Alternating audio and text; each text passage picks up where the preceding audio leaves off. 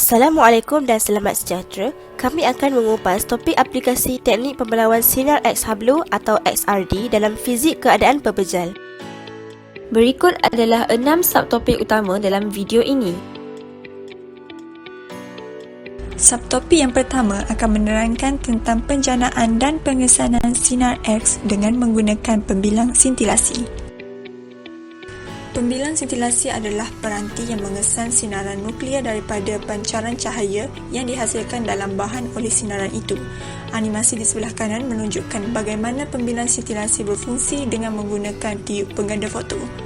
Sintilator yang ditujukan berfungsi untuk menukar tenaga sinar X kepada cahaya yang boleh dilihat. Pembilang sintilasi ini bertindak dengan cepat dan cekap, membolehkan pengiraan zarah berkelajuan tinggi dan pengukuran tenaga sinaran kejadian. Bahan yang digunakan adalah cesium iodida dan natrium iodida yang mengandungi sedikit helium kerana bahan ini mempunyai kuasa menghentikan sinar X yang baik dan juga merupakan pengeluar cahaya yang cekap. Seterusnya saya akan menerangkan prinsip operasi pembilang sintilasi. Apabila sinar X melalui bahan sintilator, tenaganya diserap dan cahaya atau foton dihasilkan. Cahaya ini menyebabkan elektron-elektron dikeluarkan oleh suatu fotokatod. Kumpulan elektron primer ini dipercepat secara elektrostatik dan difokuskan oleh potensi elektrik sehingga mereka menyerang diode pertama tiub. Kesan elektron primer pada diode membebaskan sejumlah elektron sekunder yang seterusnya dipercepat untuk menyerang diode kedua.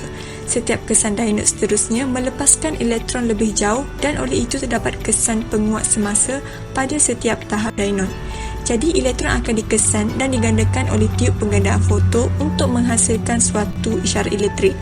Fotodiode telah menukar cahaya kepada isyarat elektrik dan mengandungi elektronik untuk memproses isyarat ini. Jadi dengan cara ini, sinar X yang masuk telah ditukar kepada cahaya optik. Seterusnya, mesti anda tertanya-tanyakan bagaimana mesin pembelawan sinar X ini berfungsi. Jadi, hari ini saya Fazlia akan memberi serba sedikit pencerahan berkaitan ini. Mesin XRD terdiri daripada 3 bahagian elemen asas iaitu pertama sekali tiub sinar X seperti yang dilihat lebih dekat pada raja di atas iaitu keratan rentas tiub ini. Ianya berfungsi untuk memancarkan sinaran X apabila filamen dipanaskan dan mengeluarkan elektron yang seterusnya ditembak ke arah sampel dengan menerapkan volten kepada elektron tersebut. Kedua, pemegang sampel yang terletak di tengah-tengah mesin dan akhir sekali pengesan sinar X yang berfungsi untuk mengesan sinar X yang terbelau selepas terkena pada permukaan sampel. Jom kita lanjutkan lagi perbahasan kita kepada bahagian seterusnya iaitu tentang idea-idea cara bagaimana PXRD ini berfungsi.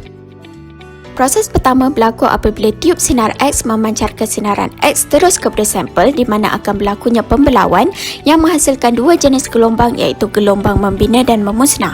Apabila sinar X dituju terus ke elektron dalam sampel, elektron akan mendapat tenaga sehingga membolehkan ianya mengeluarkan radiasi atau sinaran X. Setiap sudut tuju ini akan mengeluarkan belauan radiasi sinaran X yang berbeza-beza dan seterusnya dikesan oleh alat pengesan sinar X. Kedua-dua tiub sinar X dan pengesan ini akan bergerak serentak berpandukan sudut tuju yang variasi. Dekat situ kita dapat lihat isyarat yang diterima oleh pengesan akan direkodkan melalui graf pembelauan iaitu keamatan melawan 2 theta atau lebih dikenali dengan diffractogram. Graf tersebut menghasilkan puncak yang mempunyai intensiti atau keamatan yang berbeza-beza. Keamatan pada puncak ini dapat dilihat pada diffractogram apabila mematuhi hukum Braggs yang akan menghasilkan gelombang membina di mana persamaannya diwakili oleh n lambda sama dengan 2d sin theta. Setelah meneliti cara-cara penggunaan diffractometer sinar X, saya, Aini Sofia, akan menghuraikan pula tentang teknologi semasa menggunakan pembelauan sinar X. Salah satu diffractometer terkini yang kerap digunakan oleh para ahli fizik adalah D8 Advance. Terdahulu, kebanyakan diffractometer hanya boleh melakukan analisa dan kajian terhadap sampel yang berbentuk serbuk. Akan tetapi, diffractometer berevolusi tinggi ini berupaya melakukan pembelauan sinar X terhadap pelbagai jenis sampel lain seperti filem nipis dan bahan mikro. Selain itu, diffractometer keluaran broca ini juga mampu melakukan pembelauan ke atas sampel sama ada dalam keadaan ambient atau bukan ambient. Belawan serbuk digunakan bagi mengenal pasti fasa bahan, menganalisis fasa bahan secara kuantitatif dan juga bagi mengukur saiz bahan. Salah satu cara penyediaan sampel adalah seperti gambar rajah ini. Bagi belawan filem nipis pula, dengan adanya teknologi yang canggih pada zaman ini, ahli fizik boleh mengukur ketebalan dan kualiti suatu filem nipis dan juga boleh mengukur ketumpatan bahan filem nipis. Seterusnya, belawan mikro pula merupakan teknologi baru yang digunakan dalam kajian terhadap pelbagai jenis bahan seperti batuan, mineral dan sebagainya, sama ada dalam bentuk kristal tunggal atau serbuk. Belawan mikro digunakan bagi menganalisis bahan dalam skala mikroskopik. Ianya bergantung pada sifat zarah sinar X untuk mendapatkan maklumat tentang struktur bahan kristal. Belawan mikro menggunakan optik sinar X untuk memfokuskan pancaran pengujaan ke tempat kecil pada permukaan sampel supaya ciri-ciri kecil pada sampel boleh dianalisis.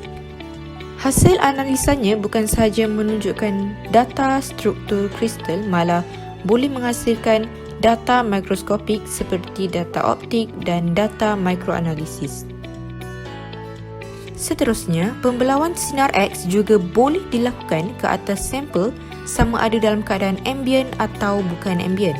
Biasanya, kajian yang menggunakan pembelawan sinar X dilakukan dalam keadaan ambient, iaitu kajian ke atas sampel yang mempunyai parameter yang dipengaruhi oleh keadaan persekitaran seperti suhu, tekanan dan gas. Atau erti kata lain, parameter sampel tersebut tidak akan dimanipulasi. Akan tetapi, apabila kajian ini dilakukan dalam keadaan bukan ambient, ianya merupakan kajian bagi mengenal pasti pengaruh parameter luaran terhadap sampel yang dikaji, sebagai contoh kajian terhadap pengaruh suhu terhadap struktur suatu bahan. Seterusnya, dengan adanya teknologi yang saya sebutkan tadi, kita beralih pula kepada hasil dapatan pengukuran XRD. Antara maklumat lain yang diperoleh daripada pengukuran XRD adalah kedudukan puncak, darjah kehabluran dan kedudukan atom. Kedudukan puncak yang terhasil dalam analisa XRD boleh dikira menggunakan hukum Bragg. Dengan adanya nilai kedudukan puncak, saintis boleh menentukan parameter kekisi sel unit bagi suatu bahan kristal. Kedudukan puncak boleh berubah kerana ianya dipengaruhi oleh jarak antara atom suatu bahan. Selain itu, kedudukan atom dalam suatu bahan juga boleh ditentukan dengan analisa XRD.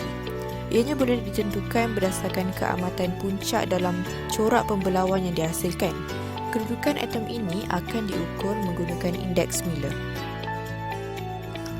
Darjah kehabluran suatu bahan kristal dapat diukur berdasarkan taburan sinar X atau diffractogram bagi kedua-dua fasa kristal dan amorphous. Formula pengiraannya adalah luas puncak kristal dibahagikan dengan luas keseluruhan didarabkan dengan 100%. Akhir sekali adalah aplikasi XRD dalam pelbagai bidang. XRD digunakan dalam sains forensik untuk tujuan analisis forensik data. Saintis forensik dapat mengesahkan jenis ubat dalam bahan rampasan dan seterusnya menyelesaikan kes dalam kadar segera. Seterusnya, ahli geologi juga menggunakan XRD ketika menjalankan mineralogi kuantitatif. Video ringkas ini memaparkan aplikasi XRD dalam mineralogi kuantitatif. Sampel dihancurkan dengan ketukan dan hablurnya diayak untuk menapis serbuk yang halus sahaja dan dimasukkan ke dalam pengisar mudah alih. Mesin XRD ini hanya memerlukan 15 mg sampel di mana sampel tersebut akan diletakkan di dalam pemegang sampel bergetar. Semasa sampel sedang melalui ujian dikendalikan, penganalisa boleh memerhatikan rajah diffractogram dan spektrum XRD secara langsung dengan menyambungkan instrumen mesin XRD dengan komputer. XRD juga berguna bagi para saintis dalam bidang nanoteknologi. Pencirian zarah nano seperti magnetik dan nikel oksida menggunakan XRD dapat mempengaruhi pengambilan bahan dalam aplikasi komersial dan membolehkan industri mematuhi peraturan. Sekian, terima kasih.